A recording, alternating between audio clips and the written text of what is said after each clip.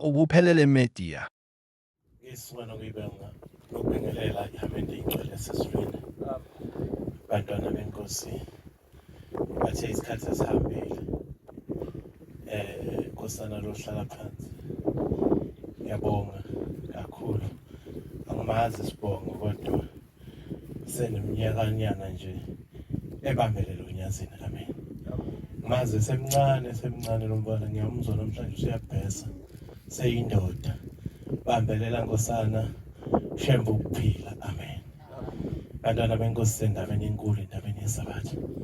Sabatha lenze lathina siligcine. Ngoba silana sibuthenele nasogcina isabatha. Amen. Lutho uthingo baningi asebegwaziwe namhlanje. Abanye sebesemakhazini bahlule ukugcina isabatha. Kufanele nibambelele lapho ke enhlanhluthi. Shembe ufuna abantwana abalalelayo. Sesikhuluma ke ngendaba yalapha kuloya mzokhazi unayona kwelanga lenyanga. Lapho siya khona abangcwele. Sonke sikhuluma ilanguage yomhlangano kaJuly. Amen. Kodwa ngiyacela abangcwele ngoba omama bami nobaba bami abayipheza nenhlanhluthi ngapha sithandaza ukumenywa abangcwele. Ngoba siyamenywa kuloya muzi ovela uhambe ngokuqonda kwakho nokwazi kwakho. Uma ungamenywanga kuloya muzi namhlanje ungangena ucingo usubhakshile. Lothi ucingo ayihlala phansi akusakwazi ukuya kuloya muzi. Amen. Laphana ke kusetshenzwa ngayo imithetho leshiwo Nkosana. Imithetho kusetshenzwa ngawo. Le ndoda ngimele ngekhamera ngapha. Manje mina angiyena lo muntu wama-content ngixolele kakhulu mnewethu. Mina nginale ndaba kaShembe kuphela enginikezwa yona. Amen. Kuthiwa mina ngikhuluma izwi kaShembe. Amen. Kuloya muzi ithi inkosi ngolunye usuku uma kulo mkhosi omkhulu kaJuly ingilozi kuloya muzi ihamba ngeenyawo. Amen. Uma kotiko lengane encane ethiwa kayi kuloya muzi. Lo isolayo kuthiwa kayi kuloya muzi. Kodwa wena uma ubaba kaBoy manje ufuna ukomgada hayi kulo July umyeke umxolele. Ungayi ngoba sesibadala lapha nathi silandela sibona izinto zenzeka. Ngenxa yani yesikhwele nje ufike wena wona izinto zakini. Amen. Ngizocela ke ukuthi ngoba eseshilo uNkosana ukuthi kuloya muzi kunezinto ezilandelayo kuyasetshenzwa. Kuloya muzi kudlula umthandazo. Amen. Udliwa kusukela ekuseni lize loshona ilanga uzobe sebusuku udliwa umthandazo kuloya muzi. Ilokho kufanele sikuyele kuloya muzi bangcwele. Singayeli indaba. Ngapha ke intaba yepheza ngengizwe kancane noma ngibone ngathi konakele kakhulu ngale. Uyabona make kwakhala insimbi umsindo uthi nya phakathi komuzi. Kodwa make yathula insimbi uzoqala phansi uqala ngabo lapha. Kodwa ngathi amahlokohloko. Asifunde ke emakhosazana ukunyathela kwasezulwini umsindo ubango kuloya muzi.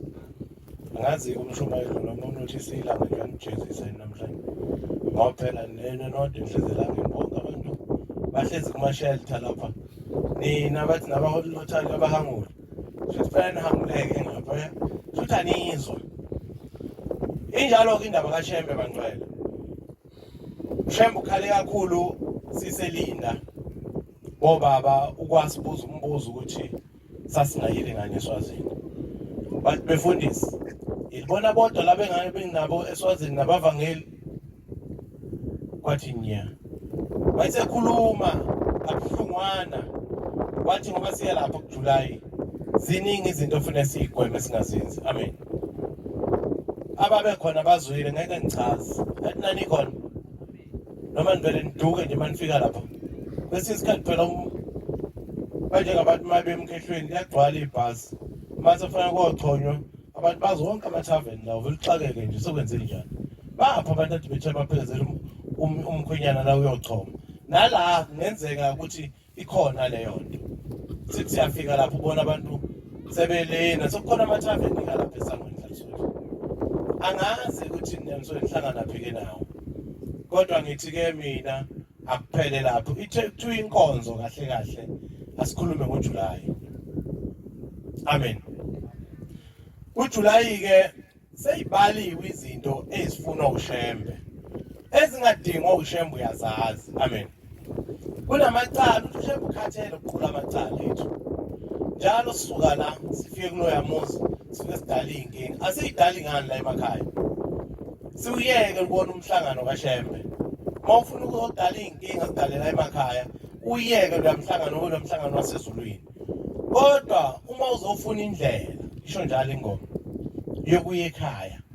Ungayi lapho ukubona lo yamsebenzi kaNkulunkulu. Amen.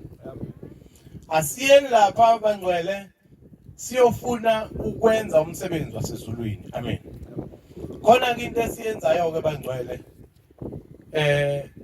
kunomkhosi omkhulu ozongena mhla ka1 okuthiwa umdedele. Laphana ke bake beyihlaziye isikhathi sincane ukuthi uyini wona umdedele. Uyini wona umdedele. So umdedele yilapho uhlangana asabedlula kulomhlaba. Bafike besilindele lapha kuloya muzi. Uma kungenzeka ukuthi wena awuyanga noma lo mfana omncane akayanga kumdedele, asazi ukuthi kwenzakalani. Umthetho sisekelo ukuthi webandla uma ubona ukuthi wena kuphumelele thumela nangu umfana omncane. Ngoba igazi labo labo bofike benamathele kulona bethi hawu nathi umdedela ngene nangu uZulu. Uma ungakwenzanga lokho uzobona umthakathi. Abantu abala endlini bayathanda ukuthi bathakathiwe. Ithi inkosi ilanga izona eziningi ezihluphayo ezethu. Umuntu uhlushwa izono zakhe. Kodwa akabe sayibona ubona umthakathi. Uthi hayi umthakathi lona ongithakathile. Boqala uyifune wena ukuthi ukuhamba kwakho uqondile yini before ubone umthakathi. Amen. Kuthiwa ke kuloya mdedele usuke kuze yonke inhlobo yomkhosi. Isikhathi esinikeza sona sincane kakhulu. Bengizonitshela nje noma ngisale ngitshela le nto nje 2 minutes yavele yadlula 2 minutes. Ngelinye ilanga hayi phesheya ithi incwadi sokukhuluma ngesikwaziyo nesibonileyo. Ithi khona sobe sesifakaza ngakho. Ngelinye ilanga ngangathi ngilele kwafika insizwa mhlawumbe bakhona bakubula angisabi ukuthi ukusho. Insizwa kaNtombela lapha okuthiwa uFanki igama layo. Iyaziwa kakhulu nje. Lensizwa ngizonqamulela isikhathi asisekho. Ithi kimi Nkosibia mina ngangingazi ukuthi umuntu uma ungamngcwabanga uyabona. Ithi awushayini kodwa ungesezingane emngcwabeni wami. Ithi mina hawu wangibona kanjani ukuthi angizange. Uthi hayi ngakubona mina umuntu mayifile ubona bonke abantu abakhona nabangekho. Amen. Ithi lensizwa kodwa ngicela ungisize. Ngathi ngiqala ukuyibona ngihlehla kancane nje isikhathi inkingi. Kwafika ibhanoyi kabafema airport lavula umsila ngapha ngemuva. Lakhipha istebhisi behla kwehla belungu bephethe ama-briefcase bonke kanjalo. Mina ngime phansi useza kimi uzongibuza ukuthi hawu Shane wasiza ngakubona ngifuna ngiyele ekhaya. La ngikhona ngiboshiwe. Uboshiwe ukuthi angifikile la kiwa khona kodwa ngicela ungiyele ekhaya. Ngithe ngiyanqamulela-ke bangcwele. Ngisendabeni ukuthi yini engiwenze ekhaya kodwa yini indaba yakhe. Ngoba nhlalisouthi khona naleya nto akwafika kuyona ukuthiwa ufeziwe. Ngiyakukhumbula labo abacula babecula lapha eBheba ama-gospel music wathiwa izinto ey'njalo. Wafika nalapho wangitshela wathi ngoba sehlile nje siya lapha esasisebenzela khona uma kuyisabatha uma ngolesihlanu izihogo uthi ziyacinywa bese kuthiwa sehle size emhlabeni. Uthi ngoba size lapha nje kunalowo yamculo lapho kuthiwa i-gospel. Kodwa ngoba sesiya khona nje kodwa ngoba sengikubonile akuphathise lokhu. Hamba ekhaya futhi ungitshelele umfana wami ukuthi mboshiwe. Uboshelweni na?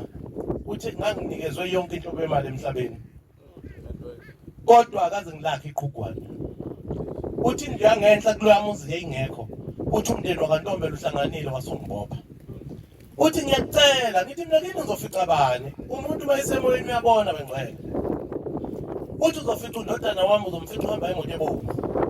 Ngaphinca lebhishu lami sokuyisabathi ekuseni njengeqhamulela asekunikela khona. Thema ngifika khona ngafica umfana egeza iphone elibomvu ngempela. Ngifakazela ukuthi umuntu uyabona. Uma egeza lo mfana iphone ngifika ethi wendoda kunjani ethi ayingaphili ngithi ubani omdala like ethi mina ngumdala. Akekho omunye ithi akekho omunye ngithi mtshela ukuthi ubaba wakho lana kunje ngiqhamulela. Uthi hawu baba uSibiya ngiyabonga yasungwa isibili ngithe ngihlezi lapha emotini kwaSpa. Wafika umuntu wathi ungokwamsane phesheya kwempolozi. Wathi umfana wami ngicela ukutshela ukuthi ubaba wakho ngutshela ukuthi uboshiwe lapha ekhona. Eqhugwana nje.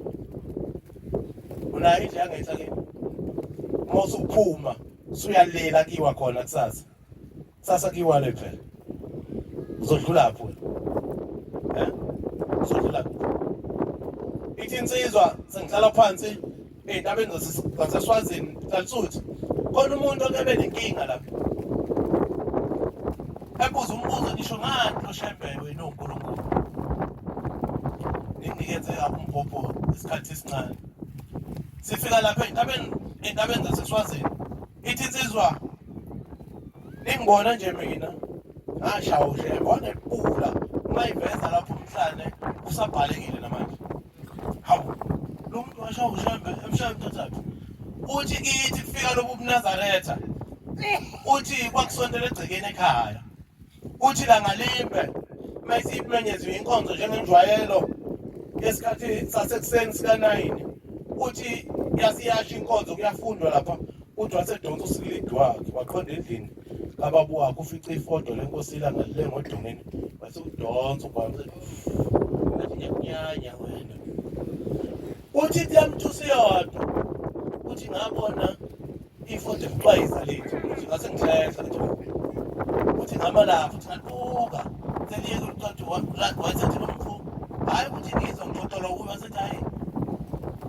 Uyangisabisa wena. Uthi wasephinda futhi udonsa ugwayi. Waphinde walifutha ngogwayi. Uthi wangathi uyaphupha. Uthi wabona umuntu eziqhatha efotweni. Uthi wamenzani ngemvubu? Wagijima uthi wavula emnyango futhi umnyango. Uthi ngibukuseni ukuthi ngidlale. Ile mvimbo namanje iyisayini yokuthi ngashawa la emhlane. Kunemvimbo namanje. Ingakho-ke sithi uShembe uyakhona ukubona kude. Amen. Nkosi busini ukuzwile. Isikhathi eningesona sincane, sibe sincane. Sibe sincane kakhulu mfowethu. Kodwa sengosithola ngolunye usuku. Ubuphelele Media.